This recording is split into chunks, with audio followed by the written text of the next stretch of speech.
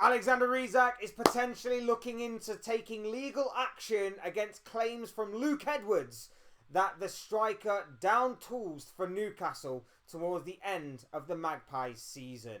Hey guys, welcome back to the channel, welcome to another video. Today's video is going to centre around this man right here. Alexander Isak, of course, made his big mega money move to Liverpool on deadline day on Monday after a summer of will he go or will he stay. It turned out that Liverpool and Newcastle finally reached an agreement for the sale of Alexander Isak. He signed on the dotted line, he became a Liverpool player, much to the annoyance, frustration and embarrassment of a certain Luke Edwards, who couldn't let sleeping dogs lie. We thought we had seen the end and the last of Luke Edwards. We thought we had seen him disappear in our rearview mirror. We were never going to have to listen or read anything from that guy ever again. And yet he is still somehow managing to cling on to the last realms of relevancy that this story has to offer. After claiming that at the end of last season, Alexander Isak attempted to sabotage Newcastle's campaign and tried to stop them from achieving Champions League football. We're going to be talking about this story, we're going to be talking about this situation and everything else in between, but before we go any further and discussing all of that and much more, I would like to remind you all to please like the video and also subscribe if you are new. Both things will always and forever be greatly appreciated. And of course, I encourage you all to get involved in the comment section down below on this story. So please do get involved. Use and abuse that section, people. Talk to me, let me know what you guys are thinking and feeling about this. Is Luke Edwards right? Is he wrong? Let me know what you guys are thinking and feeling about this situation. And without further ado, we're going to get on with talking about the conversation ourselves. We're talking Isak, we're talking Luke Edwards, and the report that Edwards has since published. Look, for those of you who have been living under a rock this past summer, you'll know that Luke Edwards is a journalist in the northeast for the Telegraph who has been very vocal on this Alexander Isak saga and situation. He has claimed on multiple occasions that Newcastle would not have sold Alexander Isak. There is no way that Isak was for sale throughout the entirety of the summer. Only if certain conditions were met, so he was already backtracking on that part. We have done a couple of videos on Luke Edwards already. I did not want to talk about this guy or throw the spotlight on this guy ever again, but this guy simply can't keep his mouth shut and he simply can't stop writing whatever stupid, insane claims that he is spouting off in his writing right now. It is absolutely bizarre in my opinion because I don't necessarily believe a single word of it, and that's just my opinion and my claim. So be that as it may. But we will obviously get on to discussing why I believe that later on in the video. For those of you who have not seen it, in the aftermath of this Alexander Isak saga finally reaching its conclusion, Luke Edwards not only went on to claim that PIF and Newcastle's ownership were bullied into selling Alexander Isak, but also claimed that there are comparisons between PIF and the Mike Ashley regime of old at Newcastle, which is a bizarre and strange comparison to make in of itself, but that is exactly what he did claim. And then went on to write this. Inside story of Alexander Isak's bitter £130 million exit and how Liverpool deal was done. In the article, he goes on to talk about Alexander Isak's season and what was going on behind closed doors as well. He states in the article that about 16 or so months ago with the summer of 2024, Newcastle believed that a problem was brewing on the horizon regarding Alexander Isak and a potential move away from St James's Park. Isak wanted a new deal. Under the old regime at Newcastle, he was given that promise that that would be sorted. That never, of course, materialised. It never happened. But Newcastle were going through PSR problems at the time, and they obviously needed a couple of big sales, which they managed to achieve through Yakubu Minter and Elliot Anderson going to Brighton and Nottingham Forest respectively. What then followed was reports on the early stages of Isak's season, a bit of a slow start for him, but a across the Christmas to New Year period. He went on an unbelievable run of form in which he was the most informed player in the Premier League at that point, scoring plenty of goals, helping Newcastle win big matches, and helping Newcastle, of course, on their way to not just a respectable finish in the Premier League, but also on course to make it to the final of the Carabao Cup, which of course he played a big part in. He scored the winning goal in, and of course helped Newcastle toward their first trophy in many a year. But it's after the Carabao Cup triumph that really did spark the intrigue in this report.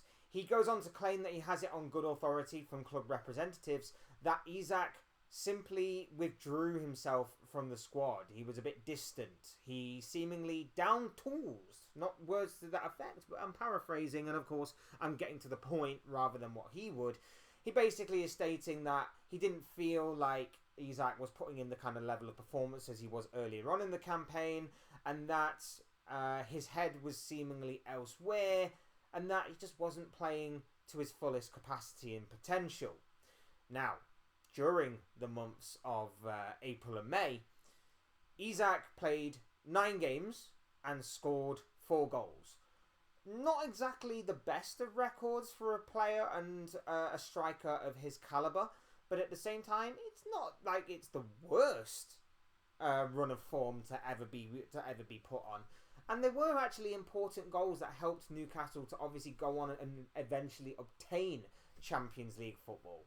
But the way that Lucas wrote this, it's like he's accusing Isak of not playing to his fullest potential, and therefore he's accusing him of match fixing.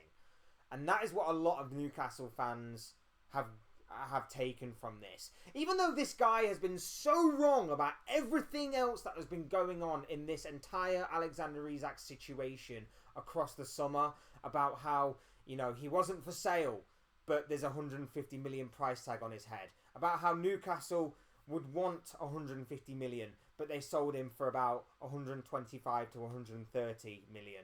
About how Newcastle needed 2 replacements in before they would even consider the sale of Alexander Isak, but they'd only managed to get 1 in at the time that they actually accepted a bid from Liverpool. Even though he's been wrong about so much of this stuff throughout the entirety of the summer, people are still believing this guy. People are still believing that this is the case. People are still believing about what he is saying to be true. There are a number of social media accounts out there that are Newcastle fans that are actually taking this as gospel, that he is right. Is it copium? Probably. But it's absolutely insane that this guy's credibility was left in tatters this summer. He even tried to seek some last gasp validation from Ben Jacobs to credit him for him breaking the story on the eventual sale of Alexander Isak. He even tried to kind of validate himself and save whatever credibility he had left by calling him out. And it's like, bro, you've been so wrong, it doesn't matter now. It doesn't matter because you've been so wrong. You've been calling your own followers simpletons. You've been stating that you will have the last laugh. You will be right. You've been mocking Isak every step of the way for not deleting social media posts relating to his time at Newcastle. It's been a joke of the way that you've been conducting yourself this entire summer, but yet you're seeking some last minute validation, and you're seeking it in this article that you have it on good authority that he down tools. A player would not be playing in that kind of capacity if he was to down tools. He would have faked an injury. He would have just refused to play in general. But yet he still played. He still scored important goals. He still was part of the team throughout the entirety of the campaign. If he wasn't going to do that, he would have just completely sabotaged. He wouldn't have scored the goals that he did. He wouldn't have even scored the penalty that pretty much secured you Champions League football in the way that he did. But he did. He did. So this bitterness, this horrible, horrible, bitter agenda is just absolutely crazy in my opinion. And I don't believe a single word of it. And why don't I believe a single word of it? Because of the timing. The timing of it is brilliant, in my opinion. Like, the move has just happened. He has left you completely embarrassed, completely exposed at being a fraud for everything that you have said this entire summer about him, about Newcastle, and about Liverpool. He has left you in the mud. And yet you bring out this article. You bring out this article right now and you state this.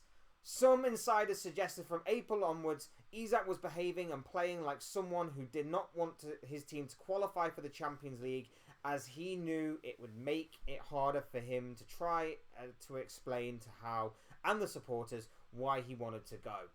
Yes, because he's probably going to be the only person ever to want to leave a club who's got Champions League football for another club who has Champions League football, who is more likely on a probability scale to maybe go on and win that said trophy or other trophies that are considered major honours. But at the same time, you still had the audacity to put that out there as the reason why he supposedly down tools, even though he was still playing, he was still he was still contributing, he was still scoring goals and big goals at that to win Newcastle games.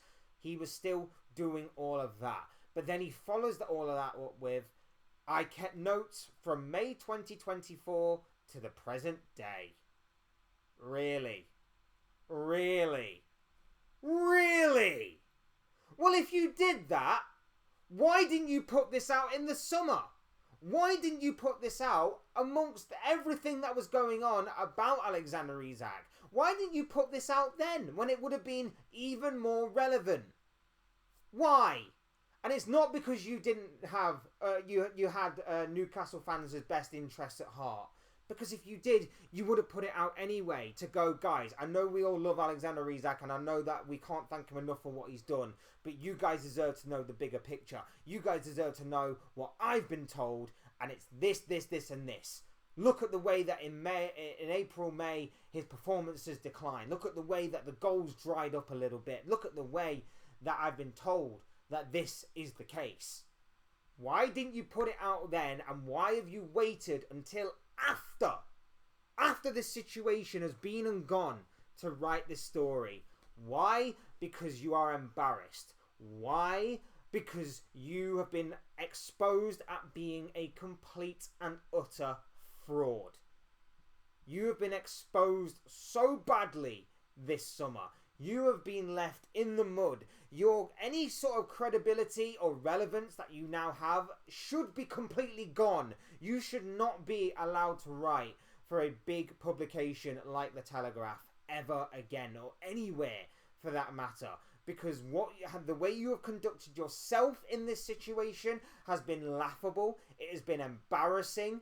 And honestly, I hope there is a way that Isak can sue you. I hope there is a way that Isak can take legal action against you, because it just proves that you can't just say and write whatever you want.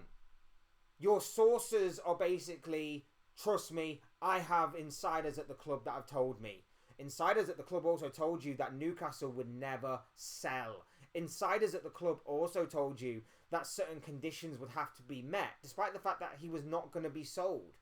And not only that as well, but if a player did want to leave that badly, why would Newcastle want to keep him as badly? If they were under the impression that Isak was willing to sabotage Newcastle's season to not get them into the Champions League, in order to force a move and make a move much more easier, seemingly, to make happen than what it actually was, why would you keep him? And don't say that you wouldn't, because Newcastle and their ownership actually met face to face with Isak in order to try and tempt him to stay. Why would that happen if they knew that the player wanted to sabotage their own season? Why would those meetings have taken place, even if they were never going to sell in the first place? Everything that you say is rubbish, is pathetic, and is embarrassing. It genuinely is. And the fact that there are some Newcastle fans out there that are genuinely believing this stuff is absolutely laughable. It's absolutely laughable. You are either deluded, you are either thriving on copium right now, or you are just stupid. And I will say it because I'm a fan. You are just genuinely stupid if you believe this. I genuinely, in my opinion, believe this is not to be true. And as Chris Williams states here, I really do hope they find some gateway into taking legal action against you and the newspaper, because he says that sources informed via individual inside Universal 22, they are looking at whether there's a defamation of character case to answer for the publication of highly controversial, unverified remarks in a UK national newspaper about Isak deliberately trying to sabotage matches. Because basically what he has stated in that article is that he is, without saying it, without directly saying it, he's basically accusing Alexander Isak of match fixing. And that is the kind of thing that a lot of Newcastle fans I've seen online are basically throwing in the direction of Alexander Isak right now. It is ridiculous. It is a joke. And I seriously hope there is something in this to kind of put Luke Edwards and the Telegraph in their place for posting and for publishing such ridiculous claims. In my opinion.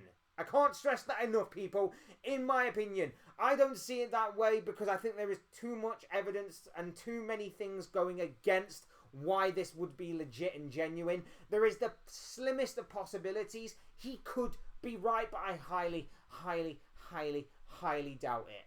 And plus, why would I believe someone that has been so wrong throughout the entirety of the summer? Why would I believe someone who's been left embarrassed and enraged about how his own club have treated him with the kind of stuff that they've been feeding to him in terms of, yeah, put this out there, publish that, publish this? Why would I believe someone who was so wrong about everything else this summer? Why would he just magically be right now? Those are the questions that I put to you people that have made it through the entirety of this video. Look, I just think we should just... I don't want to throw the spotlight on Luke Edwards anymore, but at the same time, if he continues to write this stuff, we're going to have to call it out because, you know, that's just the right thing to do. Anything that is stupid, anything that is wrong, anything that is horrible is just wrong, and that is why we are throwing it out there like this today. But let me know what you guys are thinking and feeling. Do you believe in Luke Edwards? Do you believe that he is wrong? Let me know what you guys are thinking and feeling on this topic of conversation down below in the comments section. Use and abuse that section, people, and also hit the like button on the way out if you enjoyed the video. Subscribe if you are new. Both things are always and probably greatly appreciated. And of course, I encourage you all to get involved in the comment section, like I say. As always, thank you all for watching and listening. I've been Fletch. This has been another Fletch Talks video, and I'll see you speak to you all again soon in another video or live stream or whatever it may be. Cheers, guys. Thanks everyone for watching. Take care. Enjoy the rest of your day, and I'll speak to you all again very, very soon. Take care.